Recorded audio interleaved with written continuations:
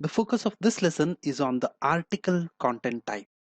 For demo purposes, I have opened our project from earlier and I will continue with the same for now. Let's start with creating a new article content. Click on content on the admin menu, then add content button. You will be very familiar already with this navigation by now. This article is what we want, but it will be very helpful for you to compare between the article type and the page type, which you are already familiar with. I have opened both in new tabs for a side-by-side comparison. So let's see this. This is the article.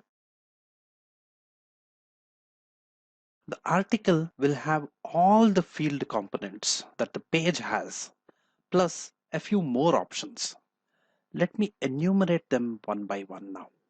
Firstly, you can associate tags with article type, and also an image can be linked to the article.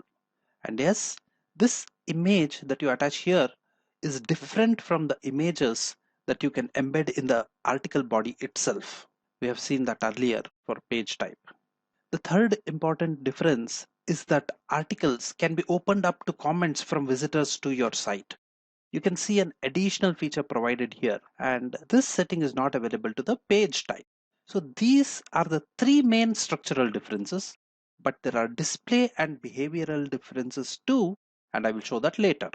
Without a further ado, I will create an article now, pasting in content that I have already typed and kept ready. You can find this content attached with this lesson to easily experiment creating articles. I urge you to download and use it. Firstly, I added the title text, then the body text. I will also now give this a few tags. I can just type these in. You can see that these I had already created while I was working out just before creating this. As you create tags, they get added to the database and they will start appearing here. You can just select it from here. I am also going to attach an image that will go with this article. Note that there will be a size limit to the image that you can attach with an article as set by your server administrator. Default will be 2 MB, which typically should be very ample for you, but it can be changed. Also, remember to give an alternate text. Now, on the settings side here, there are a couple of important points for you to note. Most typically, article content type will not get a menu link. This is just the standard behavior. However, you have the freedom to link an article into any menu that you want, should you choose to do so. I'm not going to give it now to show you standard behavior. If articles do not appear in menu links, you might be wondering, then how do they appear in a site? The standard technique is not to show through menu, to show articles in a river of news style. If you don't understand this style for now, don't worry, because I will show it very shortly to you. And the final point to note is that you can allow articles to have comment features. That is an interface for visitors to leave comments on your articles. You can choose to either leave an article open or closed to comments. The default is to leave it open, and I will not change it now. This rest of the settings are exactly the same as what we have already seen for the page type. And that's all. We are now good to hit the save and publish button.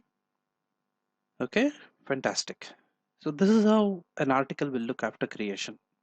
Now, what is special or different about the article as compared to the page?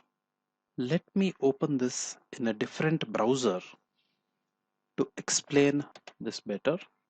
Okay, this is a different browser where I am not logged in. Articles are actually designed to be time and author sensitive.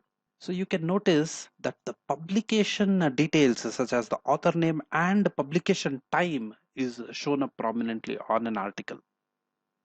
And here the tags that we associated with this article are also shown up. What you can do with this, I will show you in the next lesson. So with that, I will close this lesson for now. There are still a few things about articles that we need to cover, and we will continue this in the next lesson.